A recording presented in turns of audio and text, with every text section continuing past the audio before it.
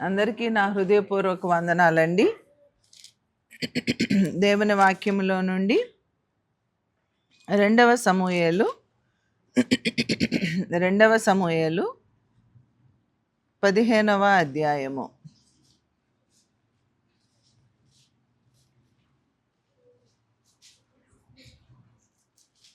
దీనికంటే ముందుగా మనము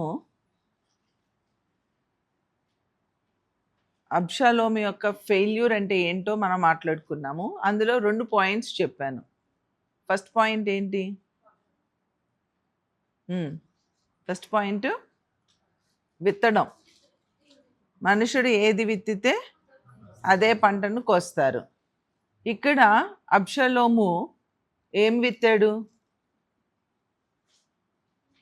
తన చెల్లి తామారుని పాడు చేసినటువంటి అమ్నోనును ఏం చేస్తాడు? చంపేస్తాడు కదా. దాని తర్వాత దావీదు గురించి ఎక్కువ చెప్పుకున్నాం మనం. దావీదు ఏం చేశాడు?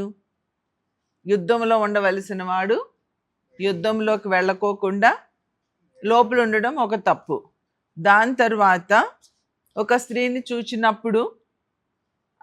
చూచినప్పుడు అరే పొరపాటు జరిగింది అనుకొని ఉంటే స్టోరీ డిఫరెంట్ ఉండేది.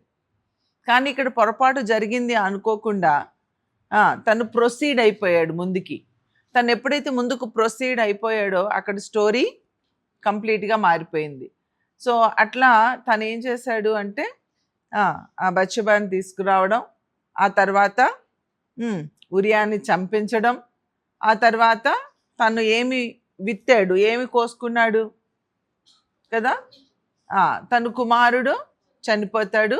తర్వాత ఈ అబ్షాలోము తనకి వ్యతిరేకంగా లెగుస్తాడు అనమాట. ఓకే, ఆ పగను ఉంచుకున్నాడు అమ్నోను విషయంలో. అబ్షాలోము అనే దాని గురించి మనం మాట్లాడుకున్నాము. అలానే ఆ వ్యభిచారము, ఆ నరహత్య అనే వాటిని దావీదు విత్తుకున్నాడు, దాని పర్యవసానాలు తను పొందుకున్నాడు అనే విషయాన్ని మనం మాట్లాడుకున్నాం. సో దానిలో ఒక పర్యవసానం ఏంటి అంటే, తన సొంత కుమారుడైనటువంటి అబ్షాలోము ఇక్కడ 15వ అధ్యాయంలో మనం చూస్తే తను తన తండ్రికి వ్యతిరేకంగా అడుగులు వేయడాన్ని మనము ఇక్కడ చూస్తూ ఉంటాం. సో ఇక్కడ తన తండ్రి హృదయము తట్టు ఉన్న మనుషులను తన వైపు మలుచుకోవడము అనేది మనం ఇక్కడ చూస్తామన్నమాట. సో 15 మొదటి అధ్యాయంలో మనం చూస్తే ఫస్ట్ పాయింట్గా మనం చూసుకోవచ్చు, తను ఒక రథాన్ని, గుర్రాలను సిద్ధపరచుకొని ఎంతమందిని 70 మంది బంటులను ఏర్పరచుకుంటాడు. సో తను he has a master plan అనమాట. తనకు ఒక ప్లాన్ ఉంది. ఆ ప్లాన్లో అధికార దాహం ఉంది. ఆ ప్లాన్లో తన తండ్రి పొజిషన్లో తను ఉండాలి. మరి అనేక మంది రాజకుమారులు ఉన్నారు. దావీదు రాజుగా ఉన్నారు, అనేక మంది కుమారులు ఉన్నారు. అయితే వారిలో ఎవరికి ఆ పొజిషన్ వచ్చేస్తుందో, సో హీ వాంట్స్ దట్, అది తనకి కావాలి అని చెప్పి ఈ అధికార దాహంతో తను ఏం చేశాడు అంటే, ఎలా అయినా సరే, చాలామంది ఏం చేస్తారంటే చాలా అవివేకంగా ఉంటారు. అవివేకంగా ఉండి వాళ్ళ మనసులో ప్లాన్స్ని బయటకు ఊరికే అలా మాట్లాడేస్తూ ఉంటారు, ఊరికే అలా చెప్పేస్తూ ఉంటారు. ఓకే, కొంతమంది ఏం చేస్తారంటే ఇలాగా కుయుక్తులు కలిగిన వాళ్ళు ఉంటారు అనమాట. లోపల ఒక ప్లాన్ ఉంటుంది, బయటికి మాత్రము చాలా చక్కగా నటిస్తారనమాట. నటించడం బాగొస్తుంది. ఎక్కడ సందర్భానుసారముగా, ఓకే, సమయోచితముగా మనకి దేవుని జ్ఞానం ఉన్నప్పుడు మాట్లాడడం వేరు కదా. కొంతమంది దేవుని జ్ఞానంతో కూడా నడిపించబడకుండా అజ్ఞానంగా మాట్లాడతారు. కొంతమంది దెయ్యాల జ్ఞానం చేత నడిపించబడి వాళ్ళు ఏం చేస్తారు? ఫస్ట్ నేను చెప్పింది అజ్ఞానం ఏంటంటే జ్ఞానం లేకుండా ఉండడం, ఓకే, అమాయకంగా ఉండడం, అజ్ఞానంగా ఉండడం. కానీ ఇప్పుడు రెండో పాయింట్ నేనేం చెప్తున్నానంటే దెయ్యాల జ్ఞానం. ఈ దెయ్యాల జ్ఞానం నీకేమిస్తుందో తెలుసా? కుయుక్తినిస్తుంది, కపటమైనటువంటి ఆలోచనలను ఇస్తుంది. లోపల పగ ఉంచుకొని ఆ పగకు ప్రతీకారము ఎలా తీర్చుకోవాలి, లేదా లోపల అధికార దాహముండి అధికారాన్ని కుయుక్తులతో ఎలాగ దానిని సంపాదించుకోవాలి. సో ఎలాగ పైకి రావాలి. నువ్వు పైకి రావడము తప్పు కాదు, నువ్వు పైకి రావడము తప్పు కాదు, నువ్వు ఉన్నత స్థితిలో ఉండడం తప్పు కాదు. కానీ ఇంకొకరిని కిందకి లాగి నువ్వు పైకి రావాలనుకోవడం, ఇంకొకరిని చంపేసి నువ్వు పైకి రావాలనుకోవడం, ఇంకొకటిని చెడగొట్టి నువ్వు పైకి రావాలనుకోవడం, ఇంకొకటి ప్లాన్స్ని నువ్వు క్యాప్చర్ చేసేసుకొని వాళ్ళది నువ్వు రాబ్ చేసి నువ్వు పైకి రావాలనుకోవడం, ఇలాంటివన్నీ కూడా నీవు పైకి వస్తున్నట్లుగా నీకు అనిపిస్తుంది, రిజల్ట్ బాగానే ఉంది అన్నట్లుగా అనిపిస్తుంది. కానీ తుదకి అది నీకేం చేస్తుందో తెలుసా? మరణానికి దారి తీస్తుంది. యాజ్ ఎ బిలీవర్స్, క్రీస్తునందు ఉన్న మనము, క్రీస్తు రక్తంలో కడగబడినటువంటి మనము, ఆయన బిడ్డలము అని చెప్పుకుంటున్న మనము ఇలా దెయ్యాల జ్ఞానము చేత నడిపించబడకూడదు. ఈ అపవిత్రమైన దెయ్యాల జ్ఞానము అది కపటోపాయాలు పన్నేటువంటి జ్ఞానం. కానీ దేవుని యొక్క జ్ఞానం ఏం చేస్తుంది అంటే అది నిరీక్షణ కలిగి ఉంటుంది, విశ్వాసము కలిగి ఉంటుంది. దేవుని యొక్క జ్ఞానం ఏమి కలిగి ఉంటుంది? విశ్వాసము కలిగి ఉంటుంది. అది మనుషుల తట్టు కాక దేవుని తట్టు చూచేదిగా ఉంటుంది. ఒకరిని కిందకి లాగి పైకి ఎక్కాలని చూడదు, నేను ఎలాగా పైకి ఎక్కాలి. నా దేవుని మీద నేను ఆధారపడినప్పుడు, నా సొంత శక్తితో నేనేమి చేయలేను, నా దేవుని మీద నేను ఆధారపడితే నా దేవుడు నన్ను లిఫ్ట్ చేస్తాడు. జేమ్స్ చూడండి, యాకోబు 17:3 చదవండి నాన్న ఒకసారి.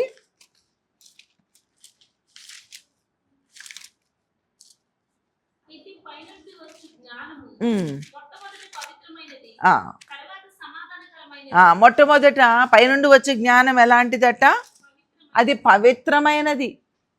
తర్వాత అది సమాధానాన్ని ఇచ్చేది, అది చాలా మృదువుగా ఉంటుంది, చాలా ఈజీగా ఒబే అయిపోతుంది, లోబడిపోతుంది, కనికరము కలిగి ఉంటుంది, మంచి ఫలములు కలిగి ఉంటుంది. దానికి పక్షపాతం ఉండదు, వేషధారణ ఉండదు. చూడండి, ఇలాంటి విలువైన లక్షణాలు కలిగినటువంటిది దేవుని యొక్క జ్ఞానము. సో ఈ లక్షణాలు నీలో లేవు అంటే నీది ఎవరి జ్ఞానము? దెయ్యాల జ్ఞానము. ఈ లక్షణాలు లేని జ్ఞానము దెయ్యాల జ్ఞానం. కాబట్టి మనము దేవుని జ్ఞానము కలిగి ఉండాలి. ఇక్కడ అబ్షాలోమును మనం చూసినట్లయితే అబ్షాలోము ఏం చేస్తూ ఉన్నాడు అంటే ఏ జ్ఞానము కలిగి ఉన్నవాడుగా కనిపిస్తుంది అంటే మనకి ఈ దెయ్యాల జ్ఞానము కనిపిస్తుంది. అరే తనకు తన తండ్రి యొక్క సింహాసనం తనకి కావాలి అన్నప్పుడు తండ్రిని కిందకి లాగి తన సింహాసనం ఎక్కడం రైటా? తండ్రిని ప్రక్కకు నెట్టి సింహాసనం ఎక్కడం రైటా? తండ్రి నడిచిన మార్గములో నడుస్తూ తండ్రి దేవునికి హృదయానుసారుడిగా ఉన్నాడు, నేను దేవునికి హృదయానుసారుడిగా ఉంటాను అని దేవుని వైపు చూచి మోకరిల్లి ప్రార్థించి హృదయాన్ని జాగ్రత్తగా కాపాడుకొని దేవుని జ్ఞానము కలిగిన వ్యక్తులకు ఉండవలసిన లక్షణాలు ఏవైతే ఉన్నావో వాటిని తన స్వంతం చేసుకుంటే ఆటోమేటిక్గా దేవుడు తన తండ్రి స్థానాన్ని తనకి ఇచ్చి ఉండేవాడు. That is difficult for him. ఇన్ని మాస్టర్ ప్లాన్స్ వేయవలసిన అవసరం ఏముందండి? నీతిగా, యథార్థంగా, పరిశుద్ధంగా, కపటము లేకుండా ఇలాగా లోబడుతూ తగ్గించుకుంటూ ఇలాగ బ్రతుకుతూ వెళ్ళిపోతే నీకు ఉన్నత స్థితిని దేవుడు అనుగ్రహిస్తాడు. కానీ ఇక్కడ మనం అబ్షాలోమును చూసినట్లయితే ఉదయాన్నే లేచిపోతున్నాడు. 2వ వచనంలో ఉదయాన్నే లేచి బయలుదేరి గబగబా పట్టణాన్ని, నిద్ర పట్టట్లా పాపం మనోడికి, మనోడికి ఆ సింహాసనమే గుర్తొస్తుంది, మనోడు దాని మీదే కూర్చోవాలి, వీడికి నిద్ర కూడా పడలేనే లెగుస్తున్నాడు. ఏం చెయ్యాలి అని ఒక ప్లాన్ చేసుకున్నాడు. ఆ ప్లాన్తో ఏం చేస్తున్నాడంటే పట్నం యొక్క గుమ్మపు మార్గం నందు ఒక తట్టు నిలిచి రాజు చేత తీర్పు నందుటకై వ్యాజమాడు వారెవరైనాను వచ్చి ఉండగా కనిపెట్టి రాజు దగ్గరికి వచ్చి, అయ్యా మాకు న్యాయం తీర్చు, మాకు వ్యాజ్యం తీర్చు అని రాజు దగ్గరికి ఎవరైతే వస్తారో, ఎవరైతే అవసరతలో ఉన్నారో, ఎవరైతే రాజు దయ కోసం వస్తూ ఉన్నారో అలాంటి వారిని కనిపెట్టుకొని గుమ్మం దగ్గర ఒక తట్టు నిలవబడి వారిని క్యాష్ చేసుకుంటానికి చూసుకుంటున్నాడు అనమాట. ఇక్కడ చూసుకొని ఏం చేస్తున్నాడు, వారిని పిలుస్తున్నాడు. నువ్వెవరవయ్యా, ఏ ఊరు వాడవు నువ్వు?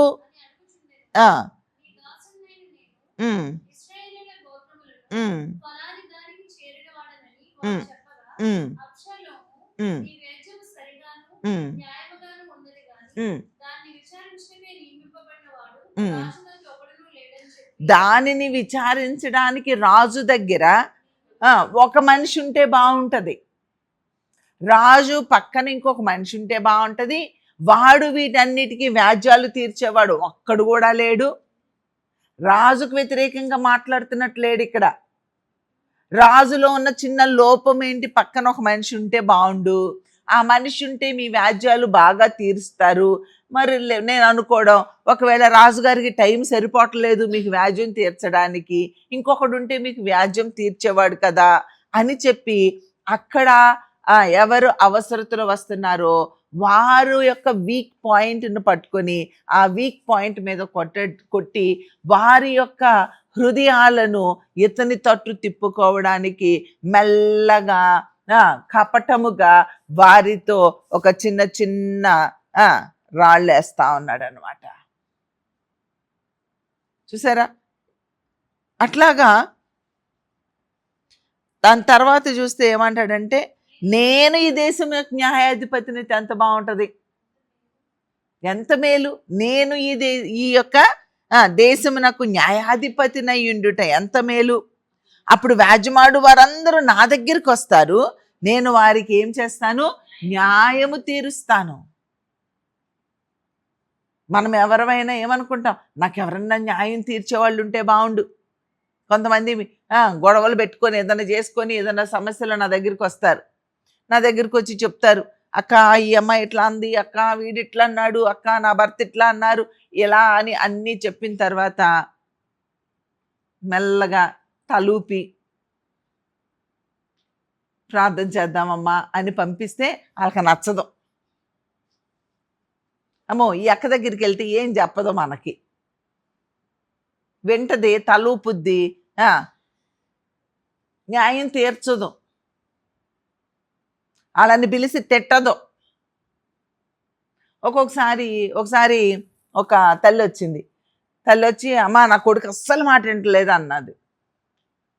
కూర్చొని చెప్పుకుంటుంది, చెప్పి చెప్పి చెప్పి అక్క గురించి బాగా వినొచ్చింది. బాగా వినొస్తే, అబ్బా అక్క ఇలాగా ప్రేమిస్తారంట, అక్క ఇట్లా అంట, అక్క అలా అంట, అక్కకి అన్నీ చెప్పేసుకోవాలని ఆతృతలు అన్నీ చెప్తుంది. వాళ్ళ కొడుకు కూడా ఉన్నాడు, కొడుకు ఎదురుగుండా చెప్తుంది. అప్పుడు అన్నీ విని విని విని నేను అన్నాను, నేను కొడుకు పక్షం అయ్యా. ఆమెకి పాపం సైకాలజీ తెలీదు, ఆమెంత జ్ఞానం కలిగిన మనిషి కాదు. ఆమె ఏం ఎక్స్పెక్ట్ చేసిందంటే నా నుండి, వాడిని నేను తిడతాను అప్పుడు వాడు బాగుపడతాడు అనుకుంది. ఎవరినన్నా తిడితే బాగుపడతారా? నేను ఫస్ట్ రౌండ్లో తిట్టాను అనుకోండి, అసలు మళ్ళీ లైఫ్లో నా మొహం చూస్తాడా? చూడడు. అందుకే వాడికి రూత్ ఆంటీ మీద ఒక మంచి ఇంప్రెషన్ తగలాలి అంటే ఫస్ట్ ఏం చేయాలి, నేను వాడిని ప్రేమించాలి, వాడి పక్షం నేను అయిపోవాలి. ఎప్పుడైతే నేను వాడి పక్షం అయిపోతానో అప్పుడు వాడికి, అరే మా అమ్మ ఇట్లా అంది కానీ మా ఆంటీ ఏంటి నా పక్షం అయింది, అయితే ఏం మంచిది, ఏమ దగ్గరికి నేను చేరొచ్చు, ఏమ దగ్గర నేను ఉండొచ్చు. వాడు ఇక్కడే ఉన్నాడు ఇప్పుడు, అదేనా? మరి ఆ ఆ ఒపీనియన్ కలగబట్టే ఆడిక్కడ ఉన్నాడు. అర్థమైందా? సో అదే ఒపీనియన్ లేకపోతే ఆడు రూత్ ఆంటీ దగ్గరికి వచ్చి హాలిడేస్లో ఇక్కడ ఉంటాడా? వాడు ఉండడు కదా. వాడి పక్షం అయిపోయాను కాబట్టి రూత్ ఆంటీ దగ్గర రూత్ ఆంటీ మంచిది అని ఒక ఒపీనియన్. ఇప్పుడు నాకు ఒక యాక్సెస్.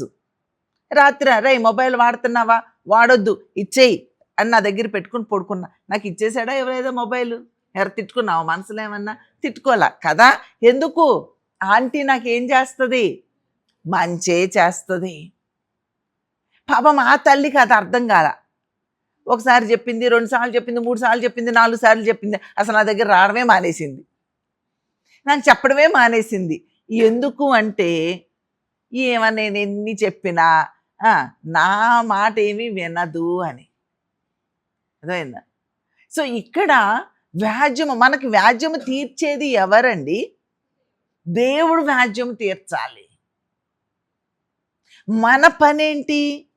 ప్రార్థన చేయాలి. లేదు ఇటు నువ్వు భర్త పక్షం అవ్వద్దు, ఇటు భార్య పక్షం అవ్వద్దు. నువ్వు వాక్యము తీసి వాక్యాన్ని చూపించు. That's enough. Then you take your decision. అమ్మా ఇదిగో భర్త కదా, ఇదిగో ఈ వాక్యం ఉంది చూడనా. నువ్వు భార్యవి కదా, ఇదిగో ఈ వాక్యం ఉంది చూడు తల్లి. నువ్వు కొడుకు కదా, ఇదిగో ఈ వాక్యం ఉంది చూడు. ఇప్పుడు మీ వ్యాజ్యానికి సరిపడా ఈ 3 వాక్యాలు చూసుకోండి. చూసుకొని నవ్ యూ టేక్ డెసిషన్ అని వారి కోసం మనం ఏం చేయాలి? ప్రార్థన చేయాలి, సమాధానపరచాలి. దేవుని యొక్క జ్ఞానం ఏం చేస్తుందట? సమాధానపరుస్తుంది. నేను ఒక పక్షం అయిపోతే వాళ్ళు కూడా ఒక పక్షం అయిపోతారు. వాళ్ళ కుటుంబాన్ని కట్టే ఛాన్స్ ఉంటుందా? వాళ్ళ బిడ్డల్ని కట్టే ఛాన్స్ ఉంటుందా? ఛాన్స్ ఉండదు. కాబట్టి మనము చాలా దేవుని జ్ఞానం చేత నింపబడాలి.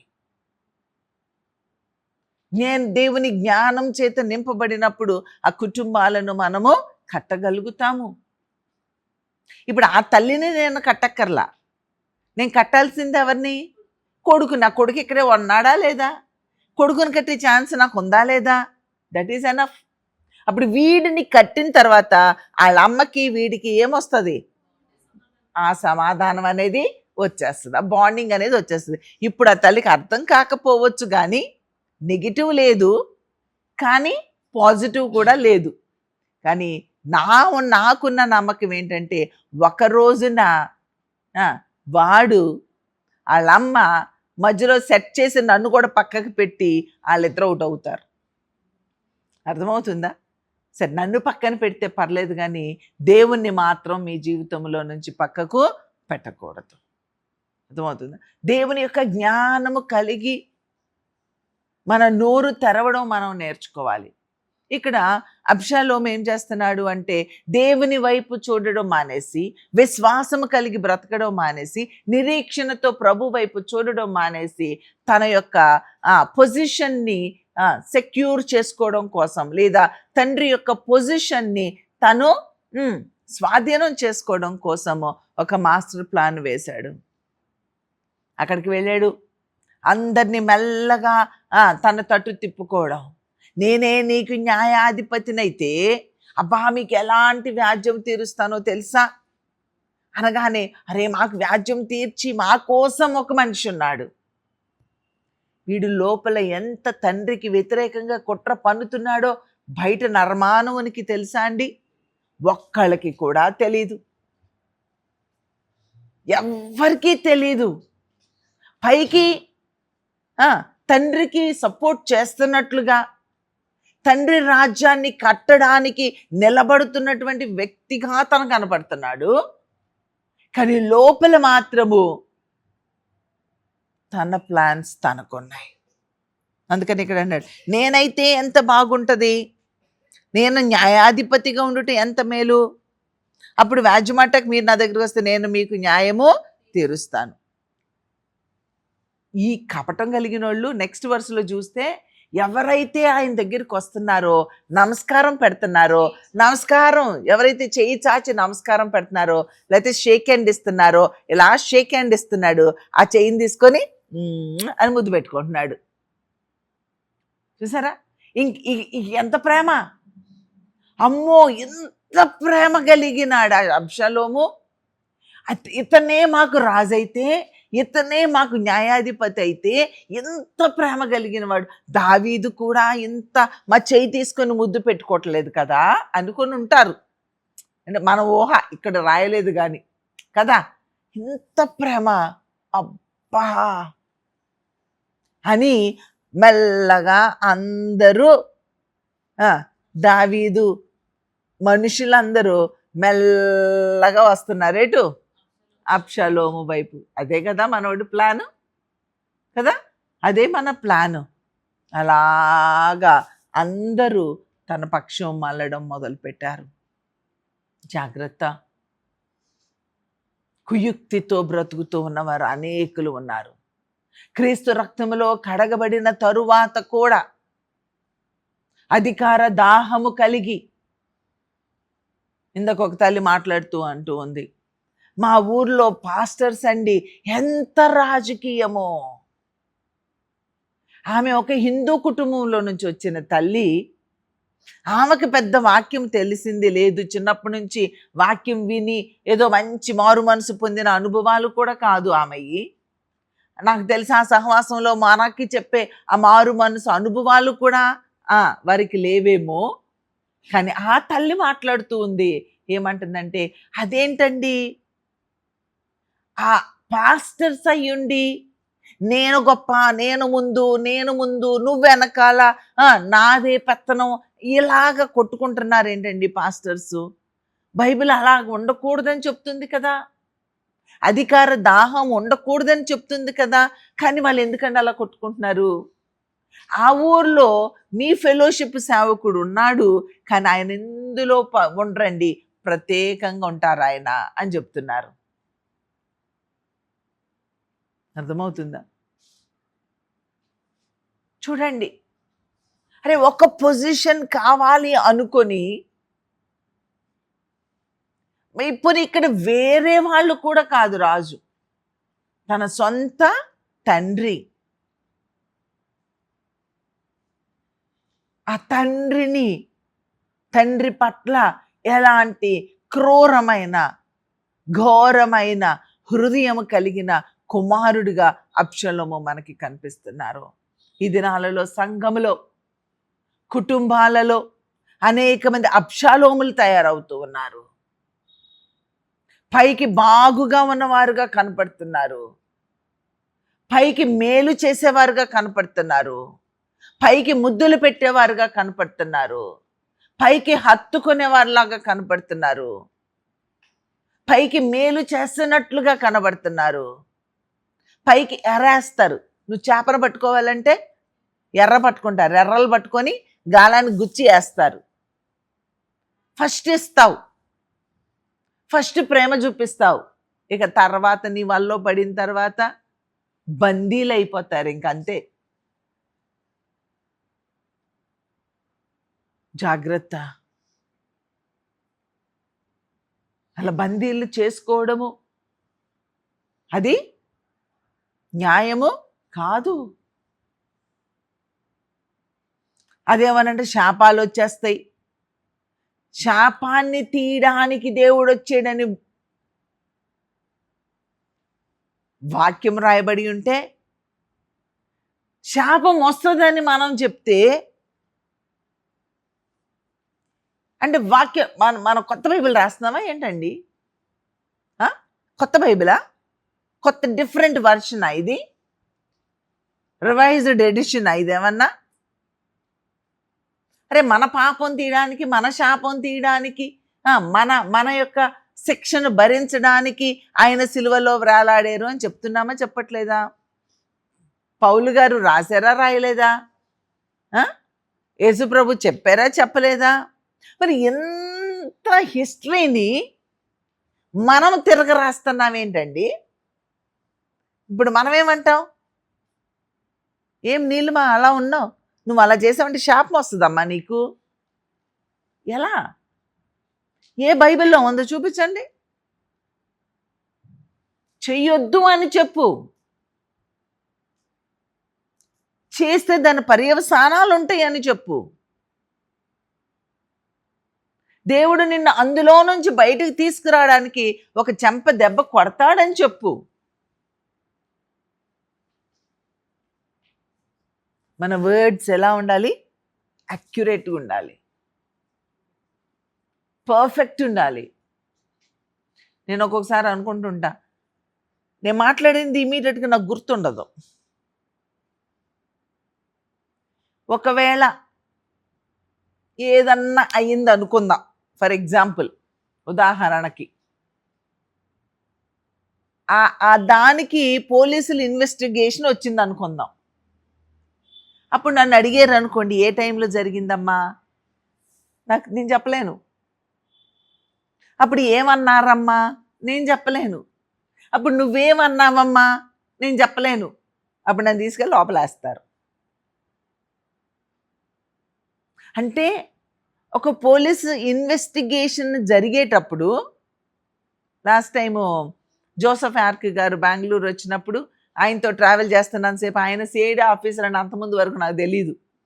ఆ తర్వాత తెలిసింది, ఇక్కడికి వచ్చినప్పుడే తెలిసింది. మా పిల్లలకి, స్కూల్లో పిల్లలకి మాట్లాడుతూ ఆయన చెప్పినప్పుడు నాకు మహా ఇంట్రెస్ట్ అనమాట. ఏంటది, ఏదన్నా జరిగితే దాన్ని వాళ్ళు ఫైండ్ అవుట్ చేసి ఇన్వెస్టిగేట్ చేయడం అంటే భలే ఇంట్రెస్ట్ నాకు. అయితే ఆయన పట్టుకొని వదలటల్లా నేను, చెప్పండి ఇంకా స్టోరీలు చెప్పండి. ఇక్కడ నుంచి వీకోట వెళ్ళినంతసేపు అడుగుతూనే ఉన్నా, ఏమేమి కేసులు డీల్ చేస్తారు, ఎలా ఎలా. అప్పుడు ఆయన ఇవన్నీ చెప్తూ ఉన్నాడు. అమ్మో, ఎంత జాగ్రత్తగా, ఒక్క మాట పొరపాటు జరిగినా వాళ్ళు మనల్ని ఏం చేస్తారు, అనుమానిస్తారు. ఒక సిఐడి ఆఫీసర్ దగ్గరే మన మాటలు, మన టైమింగు, మనం మాట్లాడే ప్రతిదీ కూడా జాగ్రత్తగా, క్యాలిక్యులేటెడ్గా, కరెక్ట్గా ఉండాలంటున్నారే. ఇక దేవాది దేవుడి దగ్గర ఇంకెంత యాక్యురేట్గా ఉండాలి, ఇంకెంత జాగ్రత్తగా ఉండాలి, ఇంకెంత మన మాటలు సరిగ్గా తిన్నగా ఉండాలి కదా.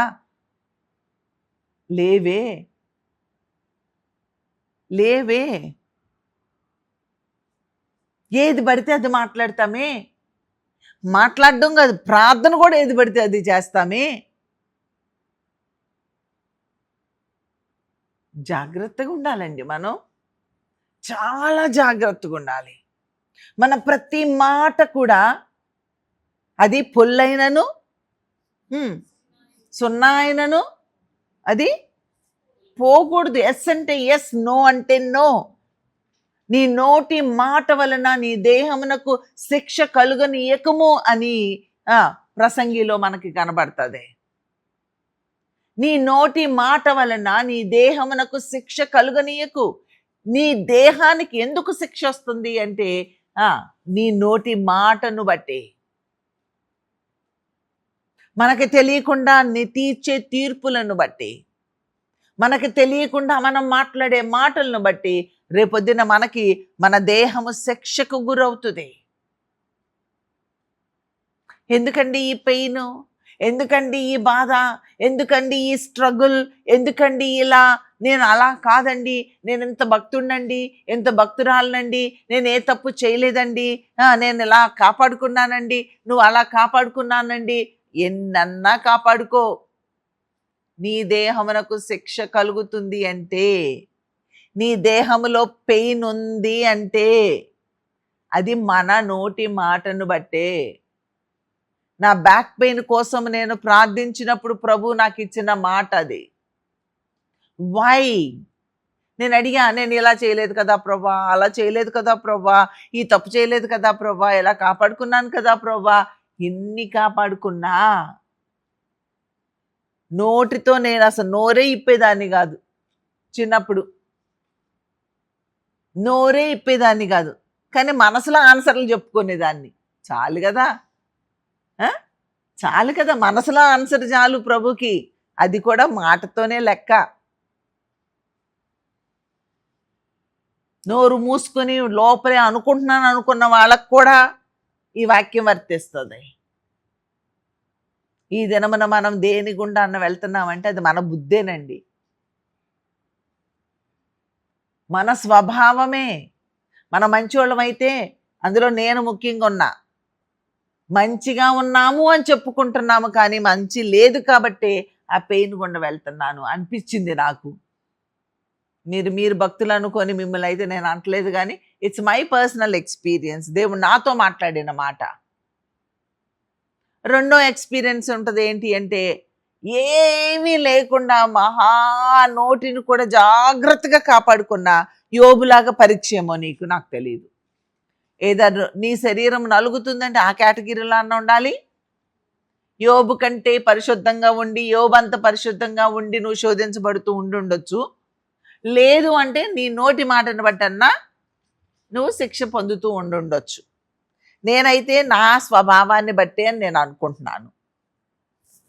అర్థమైందా? ఎందుకంటే పలుమారులు ప్రభు నాతో గర్విష్టి అని మాట్లాడిన సందర్భాలు నాకున్నాయి. కాబట్టి మనము మన నోటి మాటను చాలా జాగ్రత్తగా రానివ్వాలి. ఇక్కడ మనం చూసినట్లయితే ఈ అబ్షాలోము ఎన్ని రకాలుగా కుట్ర పన్నుతూ వచ్చాడు. ఇన్ని రకాలుగా కుట్ర పన్ని తన యొక్క ఇశ్రాయేలీలందరినీ తన తట్టు తిప్పుకున్నాడు. ఇశ్రాయేలీలందరినీ ఏం చేశాడు? తన తట్టు తిప్పుకున్నాడు. ఈ దినాలలో అనేక మంది సంఘాలలో నీ వైపు తిప్పేసుకుంటున్నావేమో మనుషులను ఒకసారి ఆలోచించు.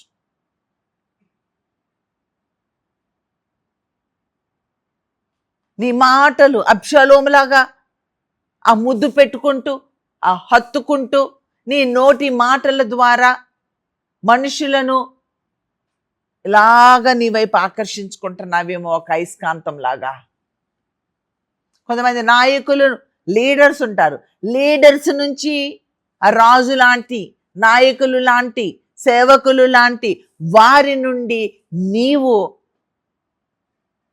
మనుషులను దొంగిలిస్తున్నావేమో అబ్షాలోములాగా ఒకసారి ఆలోచించు. ఒక మనిషిని నీ తట్టు ఆకర్షించుకోవడానికి నువ్వేమైనా చేసేస్తావా? ఒక మనిషిని నీ తట్టు త్రిప్పుకోవడానికి నువ్వు ఎన్ని కపటమైన మాటలైనా మాట్లాడేస్తావా? ఏమొస్తుందండి? ఏమొస్తుంది?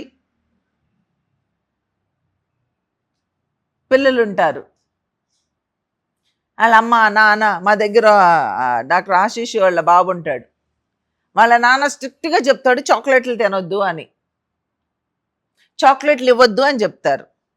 ఎవరి దగ్గరికి వెళ్ళనివ్వడం, చాలా స్ట్రిక్ట్గా పెంచుతాడు. వాళ్ళ నాన్న లేనప్పుడు మెల్లగా పిల్లలో చాక్లెట్ ఇస్తారా అనగానే పాపం ఆడికి చిన్నోడు కదా, ఆడికి ఏం తెలుసు పాపం, చాక్లెట్ తీసేసుకుంటాకి వాడి దగ్గరికి వెళ్ళిపోతాడు. నెక్స్ట్ టైం వాళ్ళ నాన్న వెళ్ళొద్దు అంటున్నా, ఇక వీడి మనసు చాక్లెట్ ఇచ్చాడు కదా పోయిన వారం, సో వీడిని చూడగానే అడిని చూడగానే చాక్లెట్ గుర్తొస్తుంది. అడేమో ఇక్కడ 4 అడుగులు వేస్తాడు, వాళ్ళ నానేమో ఒక్క చూపు చూస్తాడు, ఆగుతాడు. కానీ ఇప్పుడు కొంచెం పెద్దోడు అవుతుంటే పరిగెత్తుకుంటూ వెళ్ళిపోతున్నాడు. అంటే నాన్న మాటని పోషించకుండా, అరే వాళ్ళ నాన్న ఎవ్వరు నాన్నలు చేయనట్లుగా చాక్లెట్లు ఇవ్వకోకుండా ఆపుతున్నారు కదా, మనము వాడిని టెంప్ట్ చేయకూడదని మనం అనుకోవాలా వద్దా? కానీ వాళ్ళ నాన్న మనసు నుంచి, వాళ్ళ నాన్న తట్టు నుంచి మన తట్టు తిప్పుకోవడం కోసం, వాడిని ఎత్తుకొని ముద్దు పెట్టుకోవడం కోసం, వాడిని నువ్వు నీ దగ్గరికి తీసుకోవడం కోసం నువ్వు చాక్లెట్ ఎర్ర చూపిస్తున్నావే అంటే ఇలాంటిది ఎప్పటి నుంచి మొదలవుతుంది అన్నమాట. ఈ అబ్షాలోముకి ఇప్పుడు కనపడుతుంది, కానీ అది మనలో చిన్నప్పటి నుంచి ఉందన్నమాట. ఎర్ర వేసి పక్కకు లాక్కోవడం ఎప్పుడో చిన్నప్పుడే నేర్చుకున్నావు. ఎంత గొప్ప ఆటల్లో చేయట్లేదేమో, చిన్న చిన్న ఆటల్లో చేస్తున్నావు. ఆ చిన్నదే ఎదిగి ఎదిగి ఎదిగి ఎదిగి రేపొద్దున్న నీ తండ్రి సింహాసనం కావాలంటే అబ్షాలోము లాగా అదే నువ్వు చేస్తావు. చాక్లెట్ దగ్గర చేసినోడివి, లేకపోతే ఒక 100 రూపాయల దగ్గర చేసినోడివి, లేకపోతే ఒక చిన్న ఒక డ్రెస్ కోసం చేసిన వ్యక్తి అయి ఉండొచ్చు, ఒక క్లిప్ కోసము, లేకపోతే ఒక ఏదో చిన్న చిన్న వాటి కోసము ఒక మనిషి పక్షం చేరిపోయే వ్యక్తివైతే ఆటోమేటిక్గా నువ్వు ఎదుగుతూ ఉన్న కొలిది ఎంత చెట్టుకి అంత గాలి అన్నట్లుగా అది జరుగుతుందా, జరగదా? అందుకని ఆ చిన్న చిన్న వయసులోనే, ఆ చిన్న విషయంలోనే మనం ఏం చేయాలి? మనము దాన్ని వేళ్లతో సహా తీసి పెకిలించి పారేయాలి. ఆ స్వభావాలు అది మనకి పాపం అనిపించదు కదా? అనిపిస్తుందా? చెప్పండి, పాపం అనిపిస్తుందా? అరే చాక్లెట్ ఇస్తాను రారా అంటాం, పాపం అనిపిస్తుందా? నేను కూడా అంటాను, అరే బిస్కెట్ ఇస్తాను రా నీకు అంట. వాళ్ళ నాన్న బిస్కెట్లు అలో చేస్తాడు, కానీ ఎక్కువ కాదు. నేనేమంటా, బన్నీ రారా బిస్కెట్ ఇస్తాను రా అంట. ఆడు అమాంతంగా వచ్చేస్తాడు కదా. ఇప్పుడు చెప్తుంటే నాకు అర్థమవుతుంది. నో, అంతకుముందు అది తప్పు అనుకోలా నేను, కానీ నాకు ఇప్పుడు అర్థమవుతుంది మీకు ఎక్స్ప్లెయిన్ చేస్తూ ఉంటే. That is also not right. అంత చిన్నవి అనిపించేవి అవి నేను మొన్న కూడా చెప్పా. ఒక గింజ మన హార్ట్లో పడితే ఇలా చేసేది ఒక గింజ, ఆ గింజ ఎదిగి ఫలిస్తుంది. దురాశ గర్భం ధరించి పాపము కంటే పాపం పరిపక్వమై మరణాన్ని కంటది. ఏమి గర్భం దాల్చేమో, ఏది మన హృదయంలో ఉందో అది ఎప్పుడో ఉంది. చిన్న చాక్లెటో బిస్కెట్టో ఎర్రేసే రూపంలో కనపడుతుంది.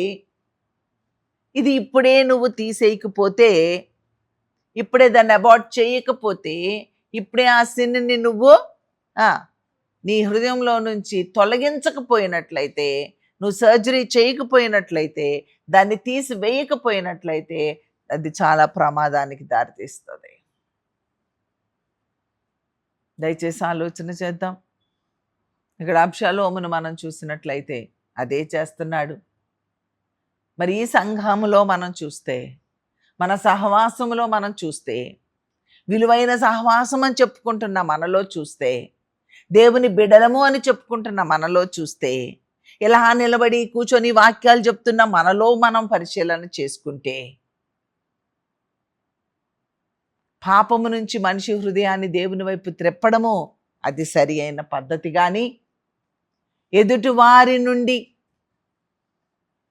వారి హృదయాలను నీ తట్టు తిప్పుకోవడము అనేది మహాపాపము. అబ్షాలోము ఎండింగ్ మీకు తెలుసు. అలాంటి స్వభావము కలిగిన వారి ఎండింగ్ కూడా అంతే, ఎండ్ అయిపోతుంది. జాగ్రత్తగా ఉందాము, లోతుగా పరిశీలన చేసుకుందాం. భక్తి అంటే ఆషామాషి కాదండి. భక్తి అంటే పై పైన చేసేది కాదండి. భక్తి అంటే పాటలు పాడడం, వాక్యం బోధించడం, లేకపోతే ఇంకా ఏవో ఏవో ఏవో చేయడం, ఇవ్వడమా, లేకపోతే ఏదో త్యాగాలు చేయడం కాదండి భక్తి అంటే. భక్తి అంటే చాలా చాలా సున్నితమైన త్రాసు. చాలా జాగ్రత్తగా తోచాలి దానిని.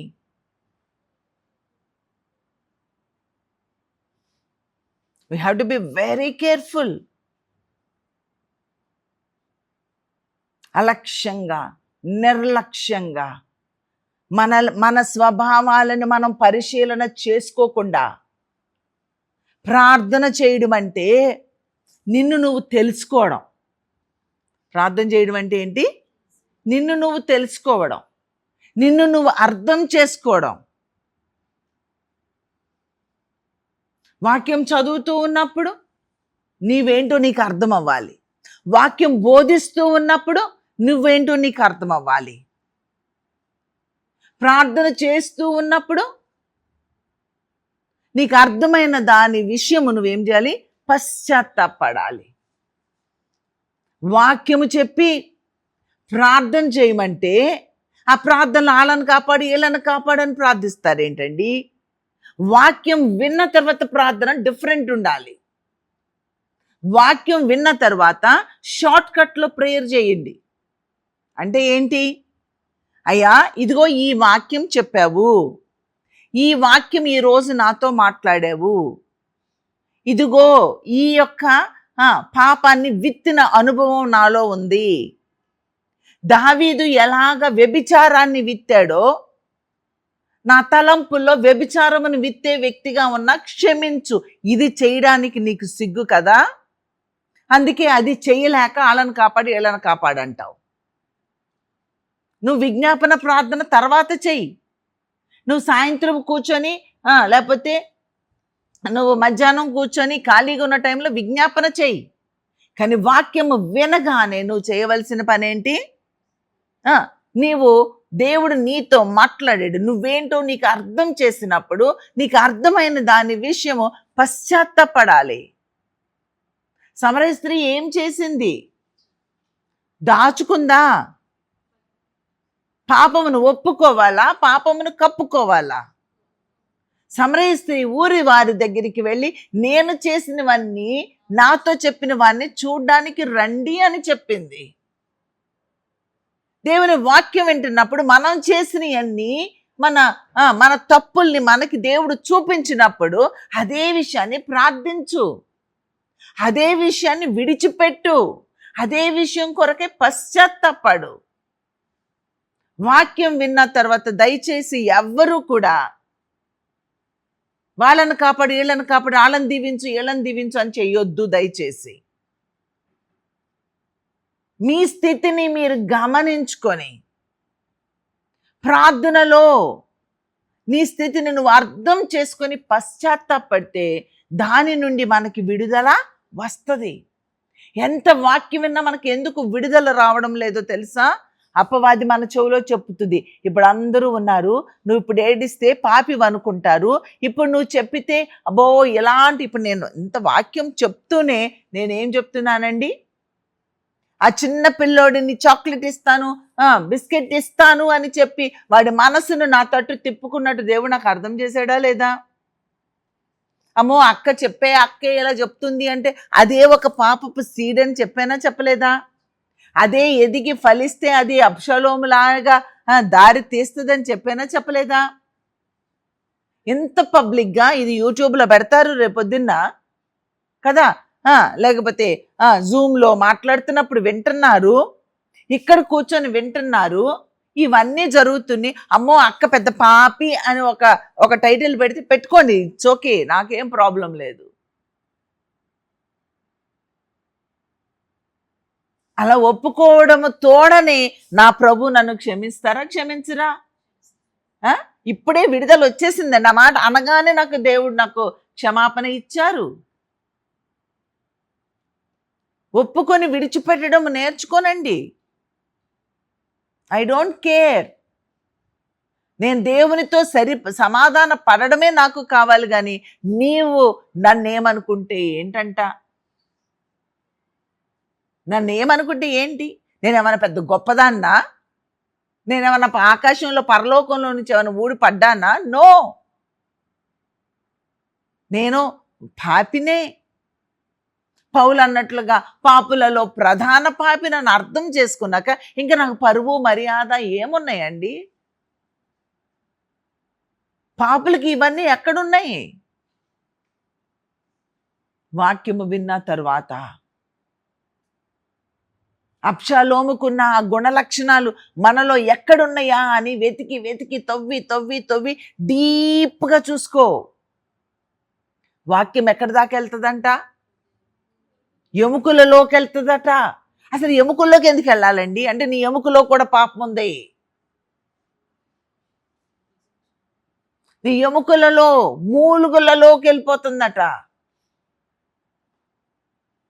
శరీర ఆత్మ ప్రాణములను ఏం చేస్తుందట? విభజిస్తుంది. ఎందుకనగా దేవుని యొక్క వాక్యము సజీవమై బలము కలిగినదై రెండంచులు కలిగిన అటు ఇటు షార్ప్గా ఉన్న ఖడ్గములాగా ఖడ్గము కంటే వాడిగా ఉండి ప్రాణాత్మలను కీళ్లను మూలుగను విభజించినంత మటుకు దూరి హృదయం యొక్క తలంపులను ఆలోచనలను శోధించుచున్నది. ఆ శోధనకు వాక్యానికి చోటు ఇవ్వట్లేదే మనము. అంత డీప్గా వాక్యాన్ని లోపలికి పోనిస్తున్నామా? చెప్తున్న వారము పోనిస్తున్నామా? వింటున్న వారము పోనిస్తున్నామా? విని ప్రార్థన చేసే వారము పోనిస్తున్నామా? అదే జరిగితే గుండె బాదుకొని అలసిపోయి కింద పడి డొల్లి ఏడుస్తామండి. అంత డీప్గా దేవుని వాక్యాన్ని వెళ్ళాలనివ్వాలి. వాక్యం యొక్క శక్తి అంత గొప్పది. ఈ చెవితో విని ఈ చెవితో వదిలేసేది కాదు.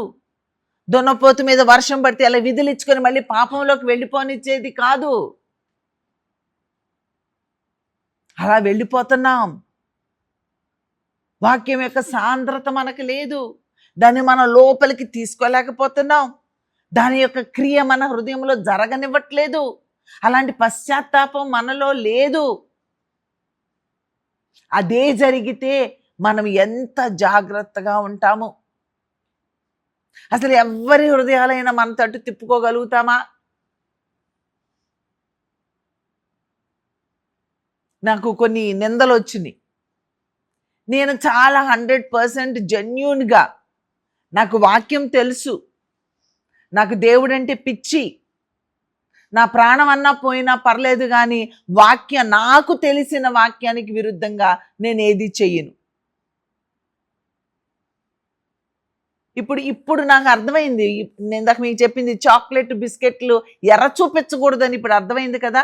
ఇక మళ్ళీ లైఫ్లో ఇది చేయను. నేను అర్థమైన తర్వాత దాన్ని చేయకుండా ఉండడానికి నేను స్థిరమైన నిర్ణయాలు తీసుకుంటాను. అంతకుముందు నాకు అది తప్పు అనిపించలేదు కాబట్టి నేను చిన్నపిల్లోడు కదా, ఊరికే అలా నాకు తెలిసిన వాక్యం ప్రకారం నేను ఎవరితో అయినా మాట్లాడితే, నేను మాట్లాడిన వాళ్ళతో మీరు మాట్లాడైనా చూడండి, ఎవ్వరి హృదయాన్ని నా తట్టు తిప్పుకోవడం అది పాపం అనేది నాకు ముందే తెలుసు. వాక్యముగా బోధిస్తాను. సమస్యను ఎవరితో అయితే సమస్య ఉందో వారితో సమాధాన పడమని చెప్తాను. కానీ వాళ్ళకిద్దరికి తేడా ఉంది కాబట్టి వారిని నా తట్టు తిప్పుకోవడానికి ఇప్పటికి ఒక్కసారి కూడా నేను ప్రయత్నం చేయలేదు. నా జ్ఞానములో. కానీ చాలామంది నేను అలా చేస్తున్నానని అపోహపడిన వాళ్ళు చాలామంది ఉన్నారు. అలా అని అన్నవాళ్ళు చాలామంది ఉన్నారు. బట్ కనీసం బాధ కూడా పడాల. ఎందుకంటే I know I did not do it. చెయ్యను కూడా. ఒకవేళ మనుషులు మనల్ని అపార్థం చేసుకున్నా పర్లేదు, ఇట్స్ ఓకే. కానీ నీవు మాత్రము ప్రతి మనిషి హృదయాన్ని ఎవరి తట్టు తిప్పాలి? దేవుని తట్టు తిప్పాలి. మన తట్టు తిప్పుకోకూడదు. నాకు దేవుడు ఆ విషయాన్ని నా స్కూల్ పిల్లలు వాళ్ళతో మాట్లాడి వాళ్ళని కౌన్సిల్ చేసి వాళ్ళకి మంచి మాటలు చెప్పడం ద్వారా, వాళ్ళతో ఒక ఫ్రెండ్షిప్ని ఏర్పరచుకోవడం ద్వారా, వాళ్ళందరూ నాకు దగ్గర అవ్వడం ద్వారా, వాళ్ళకి సువార్త చెప్పడం ద్వారా వాళ్ళు దేవునికి దగ్గర అవుతారు అని నేను కూడా అలా వెళ్ళా. తర్వాత నాకు అర్థమైంది ఏంటి అంటే, వాళ్ళు నాకు దగ్గర అవ్వడం ప్రారంభించారు, దేవునికి దగ్గర అవ్వడం ప్రారంభించాల. అది నాకు దేవుడు అవగాహన చేశారు. దెన్ ఐ ప్రేయిడ్, ప్రార్థన చేశాను.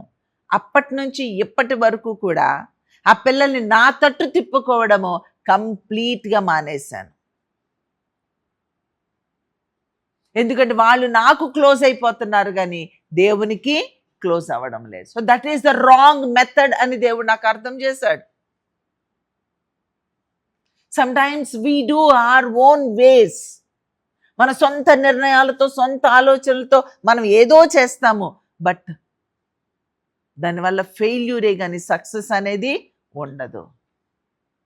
కాబట్టి సంఘాలలో, సహవాసములో, ఎక్కడైనా ఏదైనా వాళ్ళని మన తట్టు తిప్పుకోవడం కాదు. నేను ఎవరైనా వేరే సంఘస్థులు ఎవరైనా కనిపించినా వాక్యం మాట్లాడతాను కానీ మన సంఘానికి, మా సంఘం గొప్పది, మా సంఘంలోనే భక్తి ఉంది, మా సంఘంలోకి రమ్మని నేను చెప్పను. మీరు ఎక్కడికి వెళ్తున్నారో అక్కడికే వెళ్ళండి, కానీ వాక్యం ఇలా చదవండి.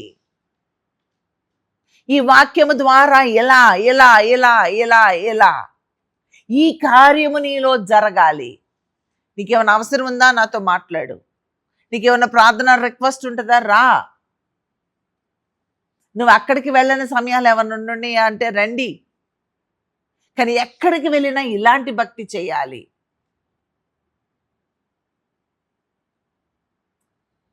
వాళ్ళని మన తట్టు తిప్పుకోవడం కదా, వాళ్ళని ఎవరి తట్టు తిప్పాలి? దేవుని తట్టు తిప్పు. దయచేసి అలా అని ఎవరైనా వస్తానంటే రావద్దని చెప్పమని కాదు నేను అనేది. ఇలా చెప్తే ఇలా చెప్పింది ఏంటి అనుకుంటారేమో, మళ్ళీ జాగ్రత్తగా ఆలోచించి జాగ్రత్తగా వినండి దయచేసి. మనం చాలా యాక్యురేట్గా మన భక్తిని చేయకపోతే వీటన్నిటిలో ప్రభు యొక్క ఆత్మ మనకి గైడెన్స్ ఇస్తుంది. బట్ అబ్షాలోములాగా కుట్రలతో మాత్రం చేయకండి. అజ్ఞానంగానో లేకపోతే ఏదో మనకున్న మిడిమిడి భక్తి జ్ఞానంతోనో ఈరోజు రైట్ అనుకొని చేసి రేపొద్దున్న తప్పు అని తెలిస్తే ఒప్పుకొని మళ్ళీ సరే మళ్ళీ ఒక స్టెప్ ముందుకే వెళ్తాం కానీ వెనక్కి వెళ్ళాం. కానీ కుట్రలతో, అసూయతో, అధికార దాహముతో, నాయకుల వైపు నుంచి నీ తట్టు మనుషుల్ని తిప్పేసుకుంటూ, చాలా ఎగ్జాంపుల్స్ గుర్తొస్తున్నాయి కానీ అవన్నీ ఎందుకులేండి, చెప్పకూడదు. కానీ హృదయాంతరంగాలలో మనకు తెలుసు మనకు అలాంటి స్వభావము ఆ రెండంచులు కలిగిన ఖడ్గముతో వెతుక్కుంటే లోపలికి పోనిస్తే అబ్షాలోము కలిగిన మనస్సు మనకేమైనా ఉందేమో అనేది మనకి అర్థమవుతుంది. ఒక ఎగ్జాంపుల్ చెప్పి ముగిస్తాను. అపోస్తల కార్యాలు 20, 29, 30 వచనాలు చూడండి.